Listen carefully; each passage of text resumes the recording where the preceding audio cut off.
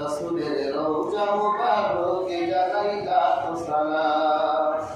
গরিবের বন্ধু গরিব এলে তুমি দুনিয়াতে, উম্মতের বন্ধু হয়ে কারাতে পুলসিরাতে। কালিমার গায়ে করে পার করিও, কালিমার গায়ে করে পার করিও তোমার সাথে। রাসূলের রওজা মুবারকে জানাই লাখ সালাম। ইয়া হাজিরিন, বাংলার যে প্রান্ত থেকে আপনি আমার রাসূলকে সালাম দিবেন, সালাত দিবেন, আমার রহমতের নবী রওজা মুবারক থেকে তা শুনতে পান। সময় আছে। কাজী হাজিরিন, আল্লাহ হাবিবের শানে অধিক পরিমাণ দরুদ করবেন যেন রাসূলুল্লাহ মদিনার রওজা থেকে তিনি শুনতে পান। নাকি রাসূলুল্লাহ তিনি মাটির সাথে মিশে গেছেন? রাসূলুল্লাহ যদি মাটির সাথে মিশত তাহলে 500 বছর পর নুরউদ্দিন জঙ্গি আল্লাহ হাবিবের রওজা মুবারক আল্লাহ হাবিব তিনি দেখতে পেতেন না। এই কথাগুলি তাও বুঝে না। শুধু আমার রাসূল নয়, প্রত্যেক রাসূলই তাদের কবরে জীবিত আছে।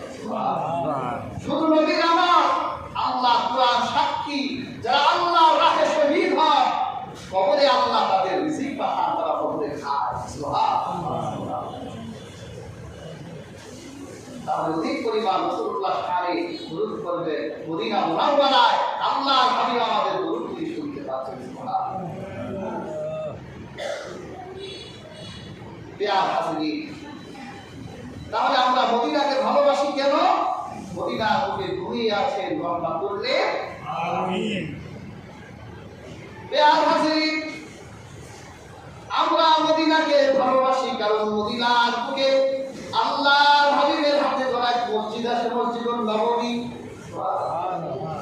আল্লাহর হাবিব বলেন, যদি কোনো ব্যক্তি মসজিদুন নববীতে 1 রাকাত নামাজ পড়ে, কয় রাকাত? 1 রাকাত নামাজ পড়ে অন্য মসজিদে 1000 রাকাতের চেয়ে উত্তম।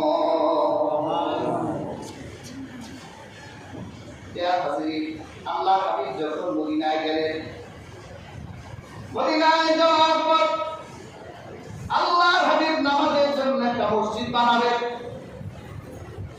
আল্লাহর হাবিব সাল্লাল্লাহু আলাইহি ওয়াসাল্লাম তিনি বনি নাজ্জারে কিছু জায়গা দেখলেন। আল্লাহর হাবিব সাল্লাল্লাহু আলাইহি ওয়াসাল্লাম ওই জায়গার মালিক ছিল সাবল এবং সুয়াহিল নামের দুই বাচ্চা। ওই বাচ্চা অভিভাবকদেরকে ডেকে বললেন, আমি তোমাকে এর মূল্য দিতে চাই, তুমি যদি এই জায়গাটা আমাকে দাও তাহলে আমি এই জায়গায় একটা মসজিদ বানাবো। ইয়া রাসূলুল্লাহ, ইয়া হাবিবাল্লাহ, আপনার কাছ থেকে আমরা মূল্য নিব না, কিয়ামতের দিন আল্লাহর কাছ থেকে আমরা মূল্য নিতে চাই। আমার নবীজি ওই জায়গার ভিতরে যখন মুশরিকদের কবর ছিল, যারা শিরক করত, মুশরিক তাদের কবর ছিল, খেজুর গাছ ছিল। আল্লাহ হাবিব সাল্লাল্লাহু আলাইহি সাল্লাম কবরগুলো খুললেন, হাতটি যা ছিল আল্লাহ হাবিব সবগুলো ফেলে দিলেন। এরপর আল্লাহ রাসূল সাল্লাল্লাহু আলাইহি সাল্লাম সাহাবীদেরকে নিয়ে তিনি মসজিদ বানাতে শুরু করলেন। সুবহানাল্লাহ।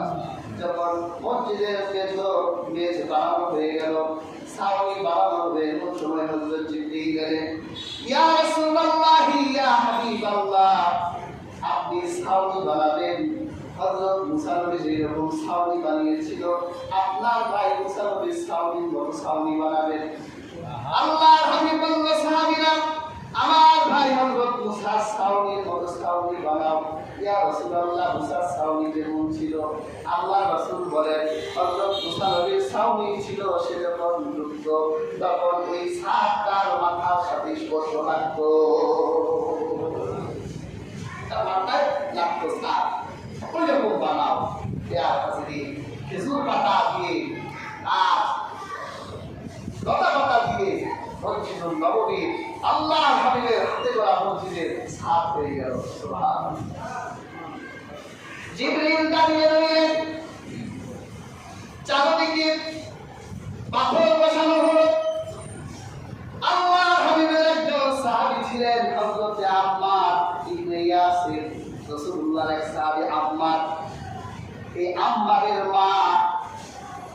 ভাইদের মধ্যে তিনি সবার আগে ইসলাম গ্রহণ করেছেন। এই আম্মারের মা সুমাইয়া করে ইসলামের প্রথম শহীদ। পেয়ার হাজিরিন, এই আম্মা সবাই একটা করে পাথর নেয়, আম্মার দুইটা করে পাথর নেয়। আল্লাহ হাবিব খুশি হয়ে গেলেন। আল্লাহ হাবিব বলে, আম্মা সবাই একটা সওয়াব পাবে আর ওই দুইটা সওয়াব পাবে। সুবহানাল্লাহ। হযরত আম্মা তিনি দুইটা করে পাথর দিচ্ছে, তখন একজন তার দিকে তিনটা পাথর দিয়ে দিলেন। তখন হযরত আম্মা বলল, ইয়া রাসূলুল্লাহ, আমি দেখছি এরা আমাদের মেরে ফেলবে। আল্লাহ রাসূল তখন একটা ভবিষ্যৎবাণী করেছিলেন। আল্লাহর হাবিব বলেছিলেন, আম্মা এরা তোমাকে মারবে না, তোমাকে হত্যা করবে আমার উম্মতের একদল বিদ্রোহী। একদল বিদ্রোহী তোমাকে হত্যা করবে। রাসূলুল্লাহ আরেকটি ভবিষ্যৎবাণীতে রাসূলুল্লাহ বলেছেন, তোমার শেষ খাবার হবে এক পেয়ালা দুধ। পেয়ার হাজিরিন, আম্মারের বয়স তখন 91 বছর হয়ে গেল। কত বছর? 91। আল্লাহর হাবিবের জামানা চলে গেল, আবু বকর ওমর ওসমানের জামানা চলে গেল। হযরত আলী যখন ক্ষমতায় আসলেন, খলিফা হলেন, হযরত ওসমান রাদিয়াল্লাহু তাআলা আনহু যখন হত্যা করা হলো, তখন হযরত আলীর সাথে মুয়াবিয়ার দ্বন্দ্ব হলো। আমাদের দেশে এক শ্রেণীর শিয়া পন্থী সুন্নি হুজুর আছে, যারা এই সাম্প্রতিক মোবাইল খুললে দেখবেন এরা হযরত আলী মুয়াবিয়া রাদিয়াল্লাহু তাআলা আনহুকে জাহান্নামী বলে, বাগী বলে, মুনাফিক বলে গালি দেয়, সাহাবী থেকে খারিজ করে দেয়। পেয়ার হাজিরিন, মহা সমস্যা দাঁড়িয়েছে। আল্লাহ রাসূল বলেছেন, আমার এক একজন সাহাবী আকাশের তারার মতো। যে একজন সাহাবী অনুসরণ করবে আল্লাহ তাকে হেদায়েত দিবেন। সেখানে এক শ্রেণীর শিয়াপন্থী সুন্নি মোল্লারা ইমাম হযরত মুআবিয়া রাদিয়াল্লাহু তাআলা আনহুকে গালি দেয়। আমি পর্যবেক্ষণ করে দেখেছি গালি দেওয়ার কারণ আছে। মুঘল সাম্রাজ্যের দ্বিতীয় শাসক হুমায়ুন যখন সম্ভবত সে শের শাহর কাছে একবার পরাজিত হয়েছিল, আশ্রয় কেউ দেয় না, রাজনৈতিক আশ্রয় লাগে না। ইরানের তদানীন্তন শাসক, ইরান তো শিয়া, তদানীন্তন শাসক এই হুমায়ুনকে আশ্রয় দিয়েছিল, রাজনৈতিক আশ্রয় শর্ত দিয়েছিল, তোমাকে শিয়া হতে হবে। এই হুমায়ুন প্রথম শিয়া মতবাদ গ্রহণ করে দ্বিতীয়বার যখন শের শাহকে পরাজিত করে, তখন এই মুঘল সাম্রাজ্যে শিয়া মতবাদ উঠে যায়।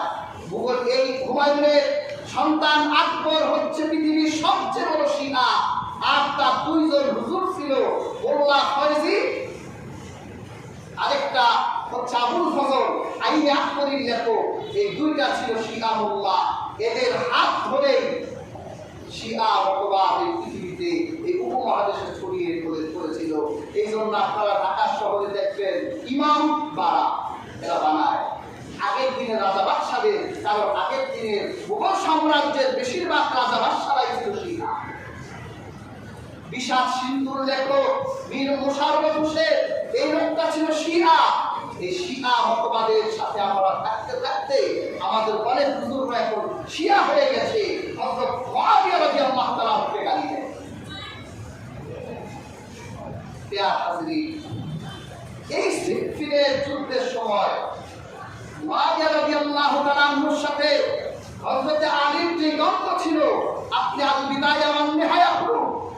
ইতিহাসের একটি সুস্পষ্ট গ্রহণযোগ্য কিতাব, আপনি মোশাররফ হোসেন আর আইআরবিএ ক্লাসের ইসলামের ইতিহাস পড়লে আপনি বুঝবেন না। ওখানে যারা বসেছে ঢাকা বিশ্ববিদ্যালয়ের এখনো যারা ইতিহাস ডিপার্টমেন্টে আছে, তারা শিয়া মতবাদ নিয়ে বসে আছে। তারা শিয়া মতবাদের কিতাবগুলো চর্চা করে। আপনি আল বিদায়া ওয়ান নিহায়া পড়ুন। হযরত মুআবিয়ার সাথে হযরত আলী রাদিয়াল্লাহু তাআলা আনহু সিফিনের যে দ্বন্দ্ব হয়েছিল, এটা ক্ষমতার দ্বন্দ্ব ছিল না। এই দ্বন্দ্ব ছিল মুআবিয়ার চাচাতো ভাই হযরত উসমান হত্যার প্রতিশোধ নেওয়ার কথা বলেছিলেন মুআবিয়া যে আগে উসমান হত্যার বিচার করুন, তারপর আপনার কাছে বায়াত দিব। হযরত আলী রাদিয়াল্লাহু তাআলা ছিলেন, হযরত আলী রাদিয়াল্লাহু তাআলা বলেছিলেন, এখন যে ফিতনা চলছে এই ফিতনায় যদি আমি বিচার করি তাহলে ফিতনা আরো বেড়ে যাবে। উসমানকে যেভাবে হত্যা করা হয়েছে আমাকেও তারা হত্যা করে ফেলবে। আগে ফিতনা নিরসন করি, তারপর উসমান হত্যার বিচার করি। এই সিফিনের যুদ্ধে অবশ্যই ইমাম মুআবিয়া তিনি ভুল করেছিলেন, তিনি ভুলের উপর ছিলেন, হযরত আলী ছিলেন হকের উপর। এই তো কথা ছিল যে আলী ঠিক, মুআবিয়া রাদিয়াল্লাহু তাআলা ভুল ছিলেন। সেখানে মুআবিয়া রাদিয়াল্লাহু তাআলা আপনারা কি বানালেন? তাকে বাদী বানালেন, বিদ্রোহী বানালেন, মুনাফিক বানালেন, ধূর্ত বানালেন, গালিগালাজ করলেন আল্লাহ হাবিবের সাহাবীকে। কিয়ামতের দিন আল্লাহ রাসূল বলেন যে আমার সাহাবীদের গালি দেয়, আল্লাহ ফেরেশতা রাসূলের লানত তাদের উপর। কাজী হাজরি আপনি কাউকে গালি দিলেন না, মুআবিয়াও সাহাবী, হযরত আলীও সাহাবী।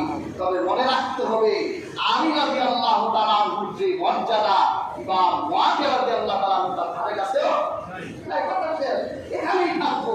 বিচার আল্লাহর কাছে হবে, আপনি বিচার করা রাখবেন। কাজী হাজরি এই সিফিনের যুদ্ধে আল্লাহ হাবিবের সাহাবী হযরত আম্মার, তার বয়স হয়েছিল 91 বছর। তিনি সিদ্ধান্ত নিলেন ইমাম হযরত আলী রাদিয়াল্লাহু তাআলা আনহু তিনি হচ্ছেন হক আর মুআবিয়া হচ্ছে ভুল। তিনি হযরত আলীর পক্ষে যুদ্ধ করে তিনি শহীদ হয়ে গিয়েছিলেন। তাহলে রাসূলুল্লাহ সেই কত বছর আগে ভবিষ্যৎবাণী করল, আম্মা তোমাকে এরা মানবে না, তোমাকে আমার উম্মতেরই বিদ্রোহী দল তোমাকে হত্যা করবে। সেই সিফিনের যুদ্ধে হযরত আম্মার তিনি শহীদ হয়েছিলেন। এই আম্মার মদিনার মসজিদ বানানোর সময় তার কি সাহসিকতা, কি বলিষ্ঠতা, কি শক্তি তিনি রেখেছিলেন। কাজেই আমরা মক্কাকেও ভালোবাসবো, মদিনাকেও ভালোবাসবো। মক্কা মদিনা আমাদের সম্মানের শহর। মক্কার দাম বেশি, প্রথম নাম্বার সম্মানের মক্কা, তারপরে মদিনা। তবে ওই ইমামদের মতে একটা ইখতিলাফ আছে যে কাবার সম্মান বেশি, মক্কার সম্মান বেশি, না আমার রাসূলের রওজা মুবারকের সম্মান বেশি। এখানে ইমামরা রায় দিয়েছে মক্কা চাইতেও মদিনার যতটুকু জায়গায় আমার রাসূল ঘুরিয়ে আছেন তার মর্যাদা মক্কার চেয়েও 1000 গুণ বেশি। কাজী হাজরি আমরা মক্কাও ভালোবাসি, মদিনাও ভালোবাসি। আল্লাহ